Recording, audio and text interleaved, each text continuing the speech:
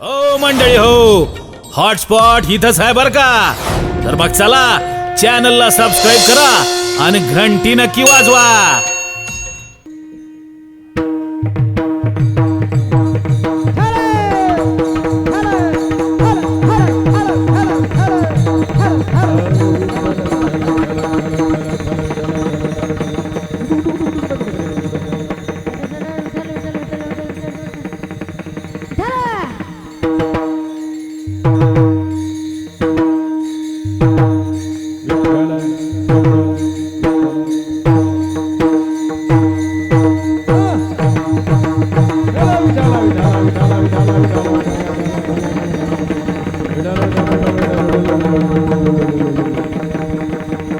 पंढरीनाथ भगवान की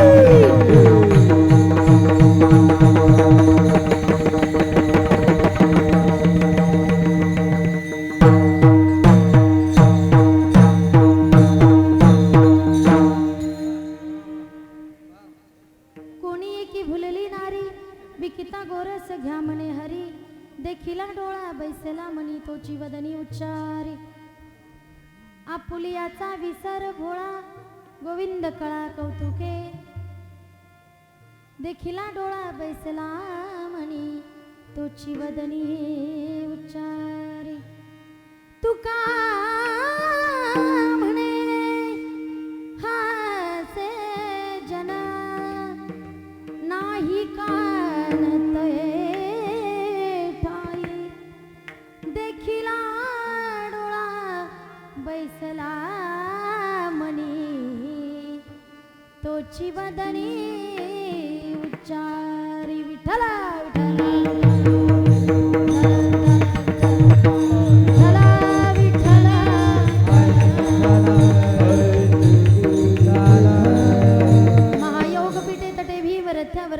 कायदा तुमनिंद्रही समागत्य तिष्ठम तम आनंद कंदम परब्रह्मलिंगम भजे पांडुरंगम.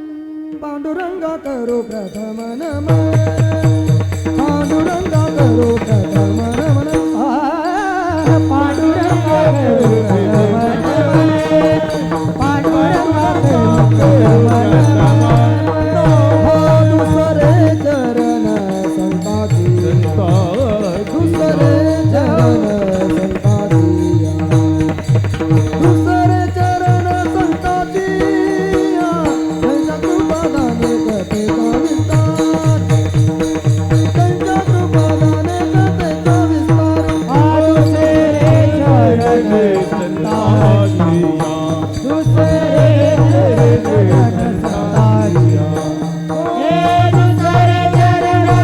संताती.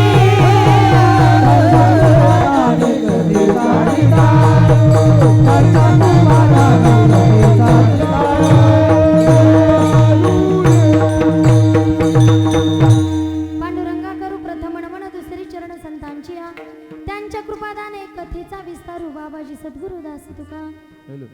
ओम नमो ज्ञानेश्वरा करुणा करा दयाळा तुमचा अनुग्रह लाभलो पावन झालो चराचरी.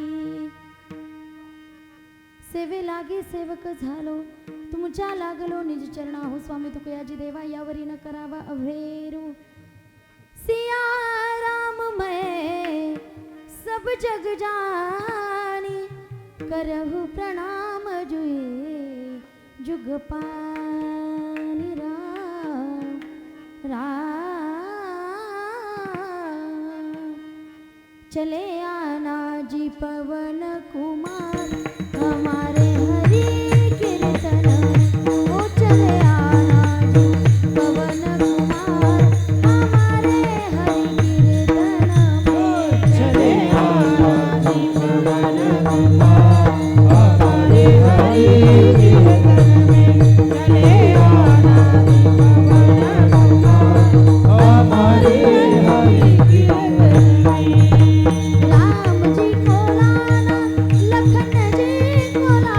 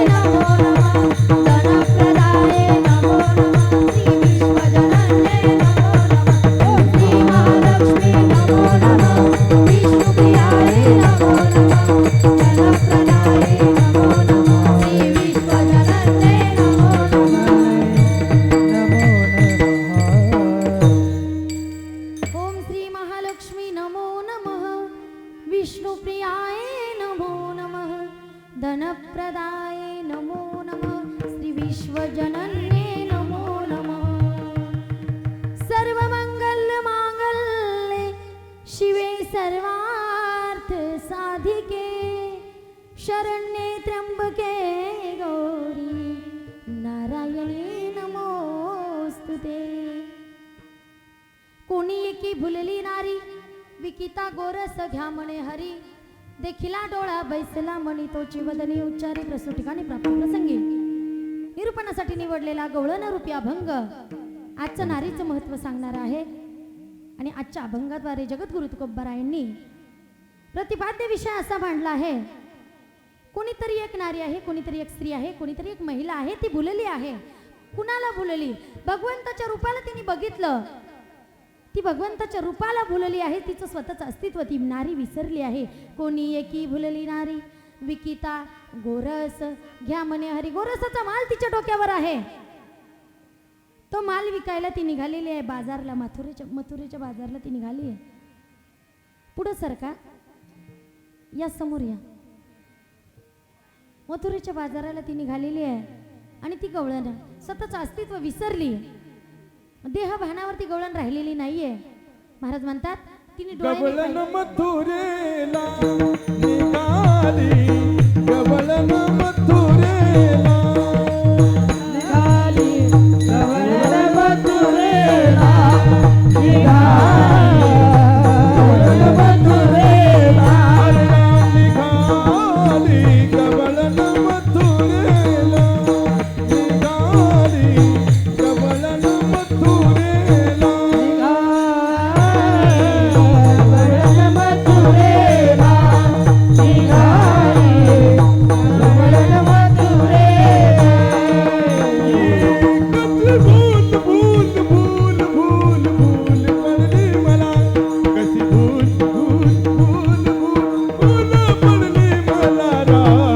गवळण मथुरेला निघाली गवळण मथुरेला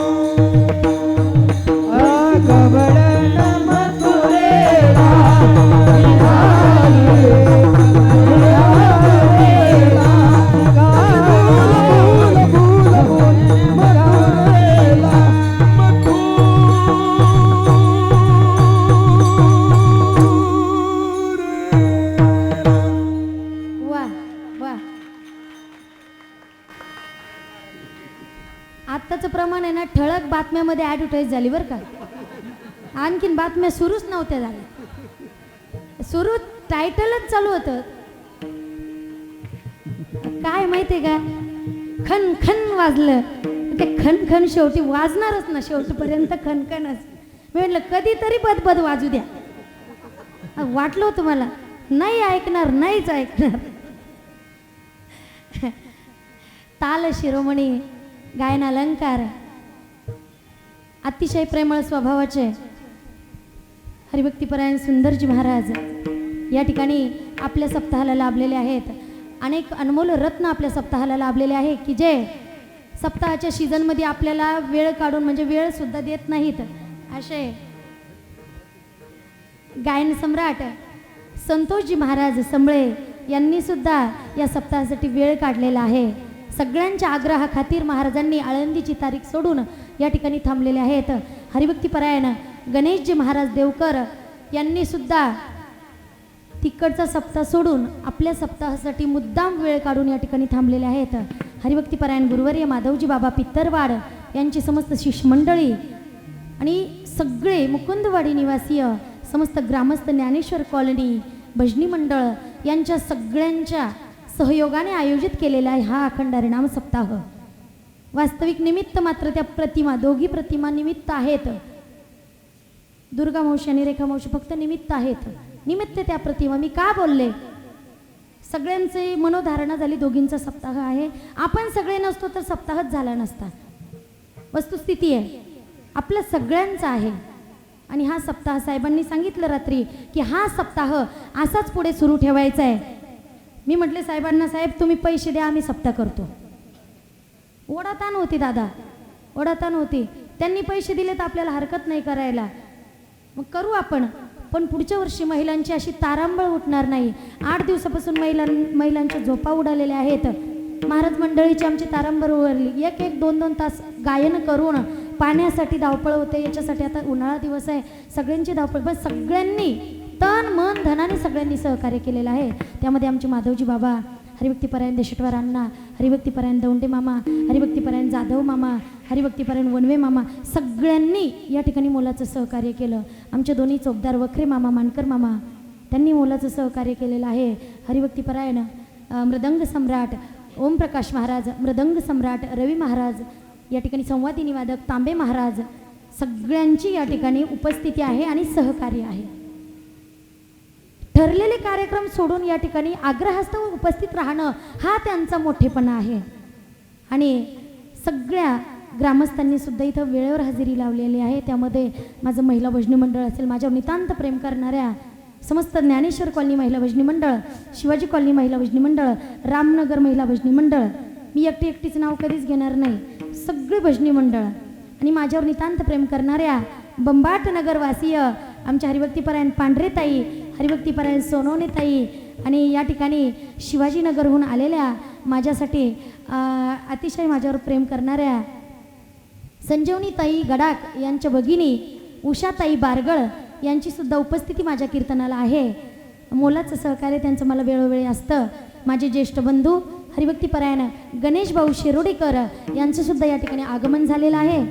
आणि समोर बसलेले आपल्या मुकुंदवाडीचे लाडके भाऊ जे भाऊसाहेब भाऊ जगताप नगरसेवक, त्यांनी सुद्धा या ठिकाणी वेळ काढलेला आहे. हरिभक्तीपरायण डांगेदादा, त्यांनी पहिल्या दिवशीपासून डांगेदादांचे फोन आहे, तब्येत खराब असताना सुद्धा दादांनी या ठिकाणी वेळ काढलेला आहे. सगळ्यांनी या सप्ताहासाठी वेळात वेळ काढला, महत्त्वाचा वेळ दिलेला आहे. आणि आजचा हा काल्याचा प्रसंग, या प्रसंगासाठी अनावधानाने कोणाचं नाव माझ्या वाणीतून राहून गेलं असेल तर मला क्षमा करा. आणि या ठिकाणी हरिभक्तीपरायण ठुबे दादा हे सुद्धा आहेत, हरिभक्तीपरायण खोतकर काका यांनी सुद्धा वेळ काढलेला आहे. आणि समस्त महाराज मंडळी, ज्येष्ठ मंडळी, श्रेष्ठ मंडळी, माझी पितृतुल्य मंडळी, या ठिकाणी माझी आई सुद्धा माझ्या कीर्तनाला आलेली आहे. सगळ्यांच्या चरणावर पुन्हा पुन्हा मी नतमस्तक होते आणि माझ्या कीर्तनाकडे वळते. विठ्ठल विठ्ठल.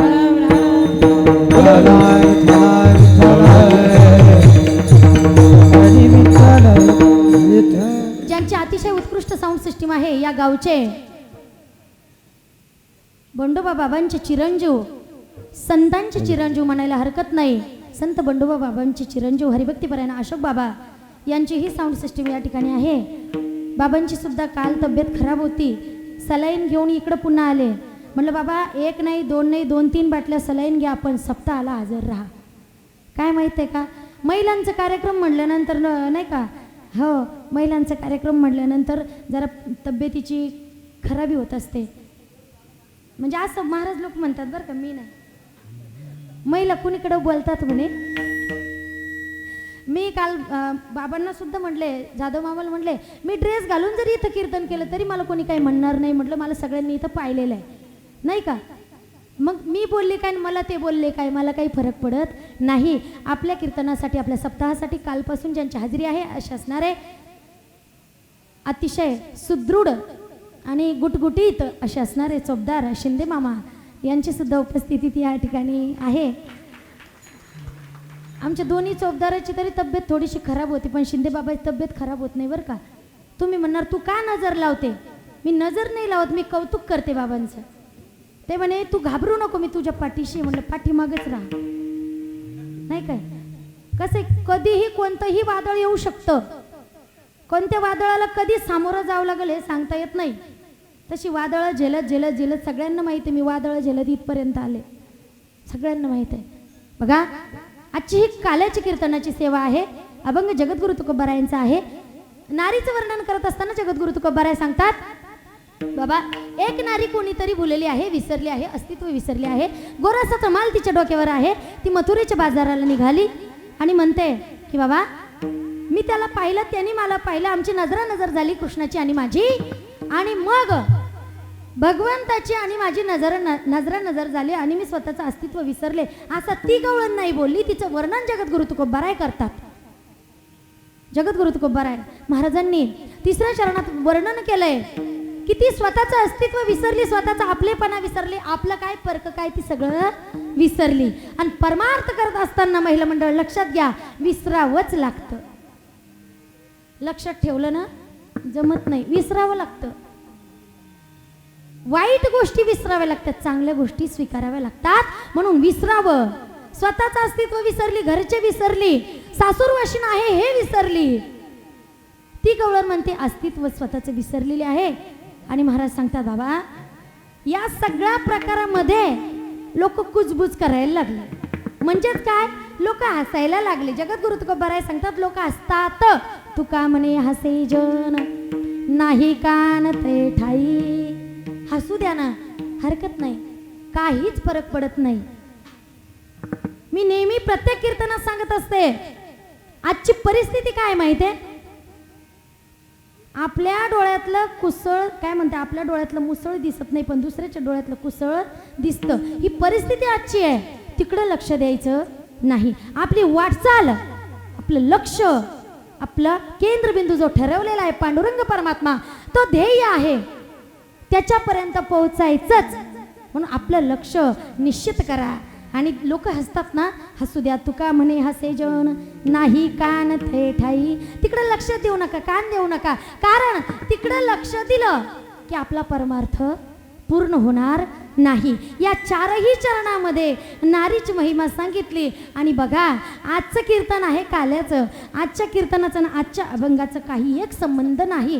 पण वस्तुस्थिती लक्षात घेत असताना जी मरमर सगळ्या महिला मंडळीची झालेली आहे, वर्गणीला फिरले, अन्नदानाला फिरले, अन्नदान कमी पडलं, त्या ठिकाणी ॲडजस्ट करून महाराज मंडळी जेवू घातले. ती धडपड पाहत असताना हाच अभंग घ्यावा असं माझ्या बुद्धीला पटलं. म्हणून मी हा अभंग या ठिकाणी घेतलेला आहे. विठ्ठल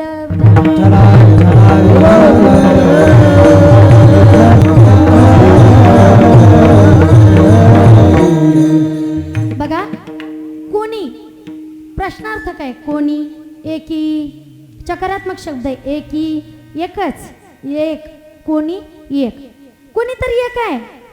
मग कोण असावी ती? महाराजांनी काय केलं, कोणीतरी एका नारीचं, महिलेचं वर्णन केलं. कोण असावी ती? कोण असेल बरं ती? पण तिचं नाव नाही सांगितलं, त्या नारीचं नाव सांगितलं नाही, त्या नारीचा वर्ण सांगितला नाही, त्या नारीची जात सांगितली नाही, त्या नारीचा धर्म सांगितला नाही. फक्त नारी. महाराजांच्या नजरेने फक्त दोनच जाती होते, एक स्त्री आणि एक पुरुष. म्हणून दोन जातीमध्ये एका जातीचं वर्णन केलं, ती म्हणजे स्त्री. कोणीतरी एक आहे. बघा, तुम्ही म्हणणार मग कोणती एक आहे? तिचा ॲड्रेस तरी द्यायला पाहिजे होता, नाहीतरी फोन नंबर तरी द्यायला पाहिजे होता. एवढं नाही, पण कदाचित किंवा तिचा व्हॉट्सअप नंबर तरी द्यायला पाहिजे होता, नाहीतर तिचं फेसबुकवर अकाउंट तरी पाहिजे होतं त्या नारीचं. म्हणजे आपल्याला कळलं असतं नेमका प्रकार काय घडला. कारण जेव्हा हा प्रकार घडला, विसरण्याचा, ही क्रिया घडली, तेव्हा जगद्गुरु तुकोबाराय तिथं नव्हते. पण कसं वर्णन केलं? नव्हते समोर, तरीही वर्णन कसं केलं? कसं वर्णन केलं? ही रचना आहे ही संतांची. या संतांनी वर्णन कसं केलं? तेव्हाही जगद्गुरु तुकोबाराय गवळणीच्या रूपात होते. म्हणून ते वर्णन त्यांनी झाले अवतार तुकाचे बरोबर, तुकाचे बरोबर, तुकाचे बरोबर, झाले अवतार तुकाचे बरोबर, तुकाचे बरोबर.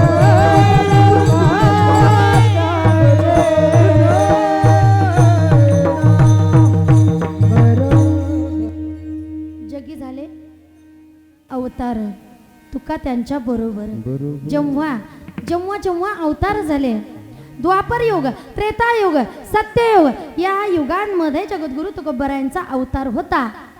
आणि आपल्यापर्यंत जगद्गुरु तुकोबाराय कसे आले? कारण नामदेव महाराजांनी अवतार घेतला होता. जगद्गुरु तुका अवतार नामयाचा, नामदेव महाराजांचा अवतार. आणि तो अवतार जगद्गुरु तुकोबारायांनी घेतला नसता तर तर तर आपल्याला परमार्थ कळला नसता. आपल्याला परमार्थ कळला नसता, आपल्याला संत कळले नसते. वास्तविक 99.99% महाराज मंडळी सगळी जगद्गुरु तुकोबारायांचे तुकाराम महाराजांचे अभंग चिंतनासाठी घेतात. कारण का घेतात? या अभंगावर चिंतन महत्वाचं आहे आणि चिंतन विस्तृत आहे. बाकीचे कूट प्रकरणातील अभंग आहेत, काही मागणी प्रकरणातील आहेत, काही काला प्रकरणातील आहेत, काही नारीचं वर्णन करणारे आहेत, काही आईचं वर्णन करतात, काही वडिलांचं वर्णन करतात, काही वंशाचं वर्णन करतात, काही देशाचं वर्णन करतात. अशा प्रकारचे अभंग जगद्गुरु तुकोबारायांचे आहे. एवढ्या अभंगांपैकी महाराज मंडळी चिंतनासाठी तुकाराम महाराजांचाच का अभंग निवडतात? कारण देवाच्या अतिशय जवळचे भक्त आणि परमपदाला पोहोचलेले जगद्गुरु तुकोबाराय, ज्यांना घेण्यासाठी देव आला. बरेच लोक म्हणतात बरं का, जगद्गुरु तुकोबारायांना घेण्यासाठी देव आला नव्हता. असो, अनेक लोकांनी वेगवेगळे इतिहास लिहिलेले आहेत, अनेक लोक वेगवेगळी प्रकरणं सांगतात. आता अनुभव आला, या महिला मंडळीला सुद्धा अनुभव आला की लोक काय म्हणतात. लोक म्हणतात अहो सप्ते करणं म्हणजे धंदे झाले. ठीक आहे ना, बरोबर आहे ना. सप्ताह करणे हा जर धंदा आहे तर तुम्ही सांगा महाराज मंडळींनी काय दारूची दुकानं टाकायची का? काय करायचं महाराज मंडळींनी? सप्ताह नाही करायचं तर करायचं काय? बरीच लोक बोलले, मी ज्या ज्या ठिकाणी गेले त्यांच्यासोबत त्या ठिकाणी लोक बोलले महाराज मंडळीचे धंदे झाले. मी म्हटलं एक काम करा, आम्हाला दुकानं टाकून द्या, नाहीतर आमच्या स्टेटसला शोभेल असं काहीतरी धंदा आम्हाला द्या, नाहीतर आमच्या पगारी चालू करून द्या. घरी बसले बसले भाऊ, घरी बसून आम्हाला भेटेल, कारण लॉकडाऊन काळामध्ये आमचे खूप हाल झाले. मग काहीतरी आमच्यासाठी करा ना. मग लोक बोलतच असतात. त्या ठिकाणी जगद्गुरु तुकोबारायांनी सांगितलं की या लोकांनी हे बोलले तर आपला परमार्थ सिद्धीत जाणार नाही, आपण तिकडे लक्ष द्यायचं नाही. पण या अनेक अभंगाद्वारे वर्णन करत असताना सांगतात की ती एक आहे आणि तिचा ॲड्रेस आपल्याला माहीत नाही, नंबर आपल्याला माहीत नाही, आपल्याला तिचं काही एक माहीत नाही, पण ती स्त्री आहे. मग हाच अभंग का निवडला? या अभंगाची रचना का केली? महाराज म्हणतात ती विसरली, ती भुलली. आणि जेव्हा धावपळ असते माणसांच्या मागे तेव्हा आपण मनुष्य प्राणी हा काहीतरी विसरतच असतो. पण महाराजांनी सांगितलं जे चांगलं आहे ते विसरायचं नाही, जे वाईट आहे ते विसरायचं. वास्तविक विसरणं चांगलं आहे का? विसरणं हा शब्दच अभंगात नाहीये. विसरणं हा शब्द अभंगात नाहीये. अभंगात शब्द कोणता आहे? भुलली. आता भुलली हा शब्द मराठी का हिंदी? हिंदी. आपल्याकडे काय म्हणतात? विसरणं. हिंदीमध्ये म्हणतात भुलली, विदर्भामध्ये म्हणतात भुललो, भुलले, नांदेडकडं पण भुललो, नाही का? मग हा शब्द आहे. भाग बदलला की भाषा बदलते. त्या अनुषंगाने भुलली कोणी, एकी, एकच. सगळे नाही, सगळे विसरू शकत नाही, सगळ्या जणीच्या डोक्यात राहणार नाही, पण एकीच्या तरी डोक्यात येतं काय? ही हे विसरली, ही काहीतरी विसरली, ही ते बोलायचं विसरली. मग त्या नारीचं वर्णन करत असताना ती का विसरली, ती का विसरली याचं कारण होतं ती परमार्थामध्ये मग्न होती. तिने भगवंताचं स्वरूप पाहिलं होतं, तिने भगवंताला बघितलं होतं. खूप दिवसानंतर नंदबाबाला मुलगा झाला, वाड्याच्या समोरून ती चालली. आपल्याला कुणाला तरी बोलायचं असतं, पण आपण म्हणतो मी स्वतःहून का बोलू, मी स्वतःहून का बोलायचं? पण स्वतःहून बोलायचं नाही, पण त्या व्यक्तीच्या समोरून जायचं. मग ते बरोबर म्हणतात जय हरी. त्यासाठी ती गवळण म्हणते मी त्याच्याकडे बघणारच नाही, पण बघितल्याशिवाय राहणार नाही. नंदबाबाच्या वाड्यासमोरून ती चालली आणि त्या ठिकाणी भगवान गोपालकृष्ण अतिशय सुंदर सावळ रूप, कुरळ्या केसाचा त्या ठिकाणी बसलेला आहे. आणि त्या गवळणी तिकडे बघितलं, बघितल्याशिवाय राहवलं नाही, कारण तो तेवढा सुंदरच होता. राजस सुकुमार मदनाचा पुतळा, रवी शशिका लोपलिया, कस्तुरी मळवाट चंदनाची मुठी, कस्तुरी मळवाट चंदनाची मुठी, चंदना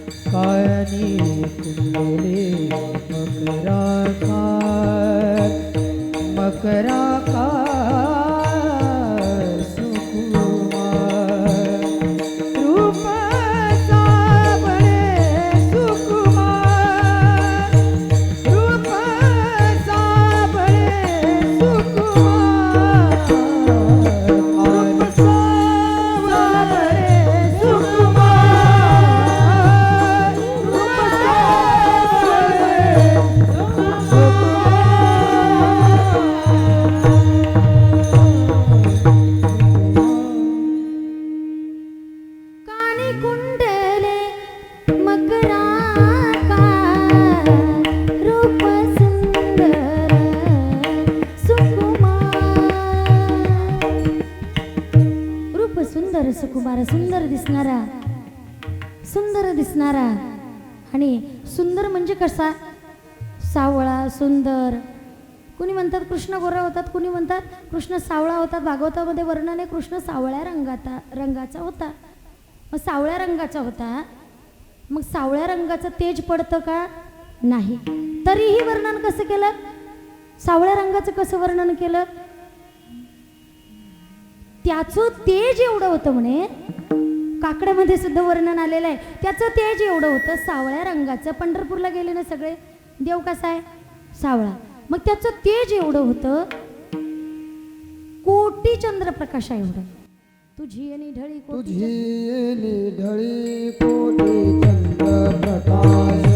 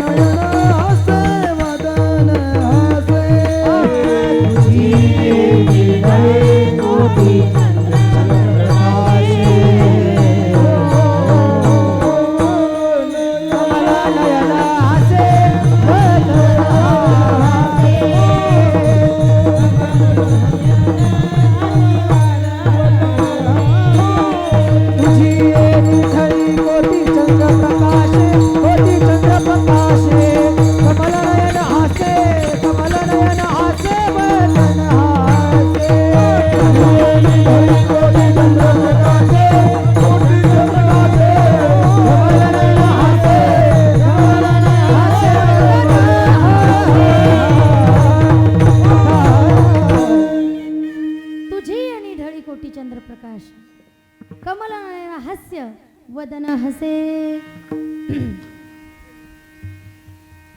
कमल नयन कमलासारखे नयन दिसायला सुंदर असायला सुंदर सावळ्या रंगाचा आहे. मग सावळा रंग आकर्षण करून घेतो म्हणजेच सावळा रंग मोहिनी टाकणारा आहे. सावळा रंग गोऱ्या रंगाला काहीच महत्व नाही शास्त्रामध्ये, रंगाला महत्व आहे. म्हणूनच भगवंताचं रंग सावळा, कृष्णाचा रंग सावळा. त्याला बघितलं की बघतच राहावंसं वाटतं. मग अशी अवस्था त्या गवळणीची झाली. तिने पाहिलं की समोर आले आणि तिने पाहिलं आणि ती भुलली, विसरली. काय विसरली? अस्तित्व विसरली. कसं? अभंगाचं पहिलं चरण. कोणी